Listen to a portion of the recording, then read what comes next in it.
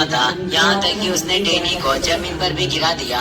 फिर भी रेफरी उसे कुछ नहीं कहता। डेनी के पापा एलेक्स है और उसके ग्रैंडपा सैम को इससे काफी गुस्सा आता है, पर वो चाहकर भी कुछ नहीं कर सकते थे। सारा गौर से प्रे करती है कि डेनी एक गोल करे। कुछ ही देर में डेनी शानदार गोल करके सब लोगों के होश उड़ा देता है और सारा भी इससे बहुत खुश थी। लेकिन तभी एल्वी डेनी के सामने जाकर गिरने का नाटक करता है, जिसके चलते रेफरी ने डेनी को येलो कार्ड दिखाकर एल्वी को पेनल्टी किक दे दी।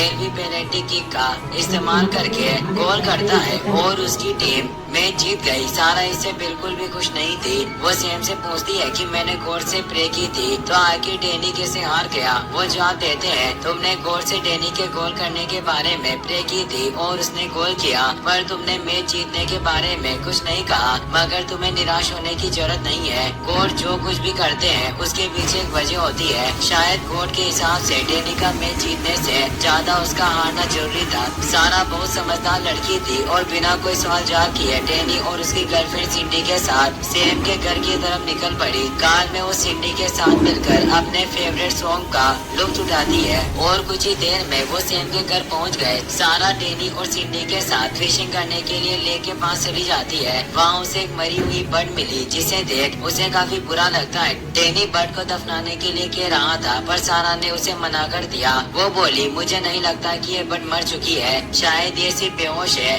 और कुछ ही देर में इसे होश आ जाएगा। डेनी बर्ड को चेक करके कंफर्म कर देता है कि वो मर चुकी है और अब इसे जिंदा नहीं किया जा सकता। लेकिन सारा किसी भी हालत में उसे दफनाने के लिए तैयार नहीं थी। वो कहती है कि लाजरस को मरे हुए 4 दिन हो गए थे, पर फिर भी जीसस ने अपनी पावर का इस्तेमाल करके उसे जिंदा कर दिया। क्यों ना हम गौर से प्रे करें और वो बर्ड को जिंदा कर देंगे। डेनी बोला, वो सब पुराने जमाने की बातें हैं और गॉड यहाँ नहीं है जो इस बर्ड को जिंदा कर सके, इसीलिए बेहतर होगा कि तुम इसे दफना दो। सारा बोली, गॉड इस दुनिया के हर कोने में मौजूद है, हमें सिर्फ उन्हें दिल से बुलाने की जरूरत है और कुछ भी हो जाए मैं इस बर्ड को जिंदा करके रहूंगी। डेनी चाहता था कि सारा उसकी बात नहीं मानेगी, इसीलिए वो सिंडी को लेकर फिशिंग करने के लिए दूसरी जगह पर चला गया। सारा गॉड से बोली, आपने ही इस प्यारी बात करती रहती है। कुछ वक्त बाद डेनी और सिंडी उसके पास आ गए और उसे घर चलने के लिए कहते हैं। सारा मुस्कुराते हुए लेके दूसरी तरफ देख रही थी। वो पूछती है कि क्या तुम दोनों गॉड को नहीं देख पा रहे?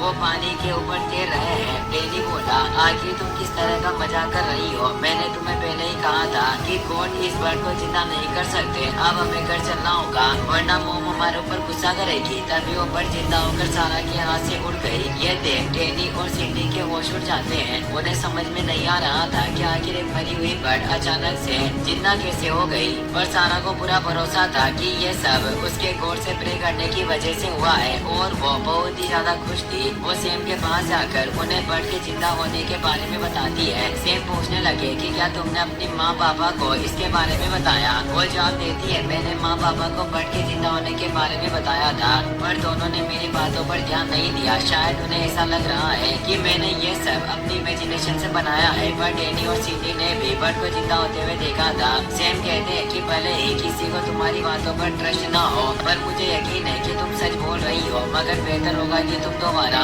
दूसरों के सामने बर्ड के बारे में बात करके अपना वक्त जाया ना करो। रात में सारा डेनी का फोन लेकर अपने खास दोस्त मार्क को बर्ड के जिंदा होने और गॉड को देखने के बारे में बताती है। साथ ही सारा ने उसे मना कर दिया कि वो किसी दूसरे को इसके बारे में ना बताए, वरना सब उसका मजाक उड़ाएंगे। तभी सारा की माँ बोनी वहाँ आ गई और उसे सुलाने लगती है। सारा बोली, गॉड ने सच में लेक के किनारे आकर उस बर्ड को जिंदा किया था और ये मेरी कोई इमेजिनेशन नहीं है। यहाँ तक कि गॉड ने मुझसे बात भी की। उनका कहना था कि वो जल्दी मुझे अपने साथ हेवन में लेकर जाएंगे। ये बात सुनकर बोनी बहुत ही ज्यादा घबरा गई। उसे समझ नहीं आ रहा था कि आखिर 10 साल की सारा मरने की बातें क्यों कर रही है। सारा बोली, मैं इतनी जल्दी मरना नहीं चाहती, पर मुझे गॉड के साथ हेवन में जाना है। बोनी कहती है कि कुछ भी हो जाए पर मैं तुम्हें इतनी जल्दी अपने से दूर हेवन नहीं जाने दूंगी। अभी तुम्हें लंबे समय तक मेरे साथ रहना है और तुम कहीं नहीं जा सकती। वो सारा को सुलाकर अपने रूम में चली गई।